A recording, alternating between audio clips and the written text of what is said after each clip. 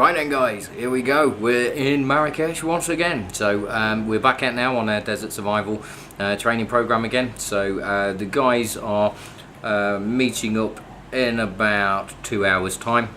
Myself and Kev have been out collecting all of the stuff that we need. So bits of plastic to be burning for signal fires, and all the food and all of this kind of stuff. So and then everybody has arrived in Marrakesh with the exception of one guy who's on a taxi from the airport now. So it's all systems go again. It's blooming hot. It's absolutely blooming hot.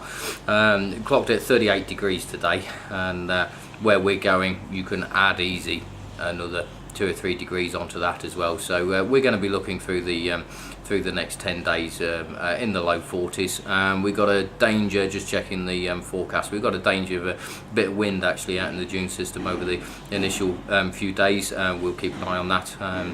That's the beauty of working in these wild places, so you never quite know really what's going to happen, but everything's under control. Really looking forward to this one. It's our annual trip that we do. We've got a good bunch of guys with us, and we've got Simon as well. That's not to say that Simon isn't a good guy, but we got Simon from Bushcraft and Survival Skills magazine, the editor for that, and he's out with us as well. So it should be a good experience for him. So here we go. Got to get ready, meet the guys, and we'll go through the initial safety briefs this evening, and then we're going to go into Marrakesh, grab something to eat, and just into the town, and then 8 o'clock tomorrow morning we pick up the vehicles and away we go.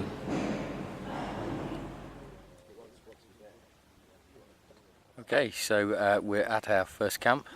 We arrived about 6 o'clock last night, so just before it got dark, and I started to go through the group the desert survival strategy. So that is, prevention, and then protection, and then position, and then provisions. So it's running through really.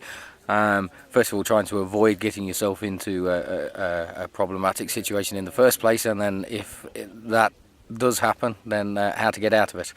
And then nice meal, and then we went out scorpion hunting, and most amazing experience. I've seen hundreds of scorpions before, but I've never actually seen one hunting and striking. In a natural environment. I've seen it in a controlled environment before, and last night we'd got a scorpion fluoresced under the UV light, and it just with its left pincer straight away grabbed a sandfly right in front of us, and then started to devour it, and that was quite an amazing experience to see.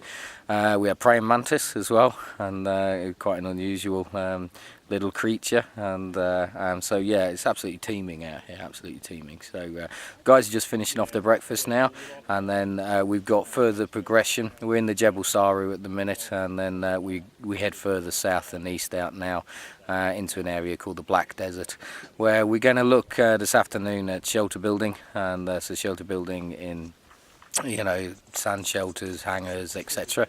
And then tomorrow morning we shall look at signalling techniques, so how to attract attention and how to pinpoint your own location as well. And then away we go, a bit further, drive out, a couple of hours off-roading, and then we'll be in the dunes proper. So it's going to be another busy day, but the guys are buzzing. Really nice group with us. So I think it's going to be a good course.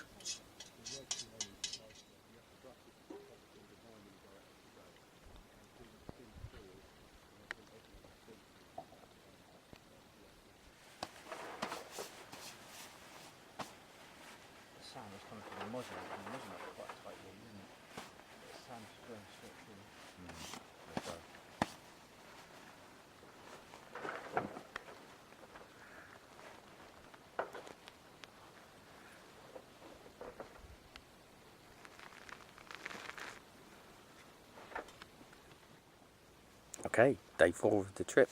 We've now covered shelter building. Quite an interesting night last night. We had a dust storm come through, which was again an amazing experience for these guys to go through. It can get quite uncomfortable. This one lasted about 3.5 hours, something like that, and so it was a case of just hunker down last night. So we finished the shelter building session, and they'd built sangars and put shoulders up against the vehicle, etc., see what was most efficient, how long it took, etc.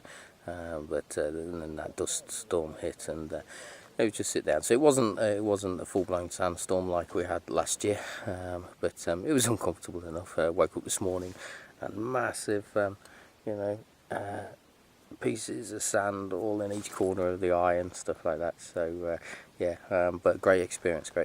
Scorpion underneath the basher this morning as well. So and we had camel spider. So we got some good shots of the camel spider last night, and then a few scorpions about and such as well. So once the sandstorm had passed, we was able to go out and have a look at some of the wildlife. But it's back to the survival training this morning, so we're going to go off and we're going to look at signalling techniques this morning before we then head off now for a couple of hours off-roading again, and until we reach our camp, fixed camp where we're going to spend the next 6 nights. So I'm going to grab a quick cup of coffee, and then we're going to go and burn some black smoke, white smoke, blow whistles, sound horns, do emergency signalling on the ground, etc., ground to air signals, again, so the ladies and gentlemen on the course can make their own decision on what is the most effective in which environment.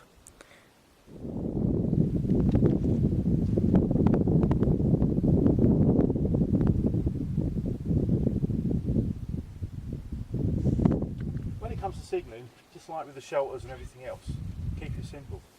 Okay, everyone have a look at their phone. Who's got a phone signal? Chances are most people still have a full signal out here. Yeah, I certainly have. Depends what network you're on. But go for the obvious first. You know, most deserts are quite flat. Certainly in the Middle East, North Africa, a lot of them have got a fairly good military presence. There's quite often telecommunication masts on high ground, and because of the flat expanse, you know, they've got massive coverage, and the same is true across things. You can take them with you. You can have a predefined text number that you've got back at home. They use the satellite networks, and they've got a built-in GPS, so they always know your position. And you can either use them for logging where you've gone, keeping a record, so you can unlock it and pull the pin, press the button, whatever it is. Different models vary, and they will send a radio transmission on an emergency frequency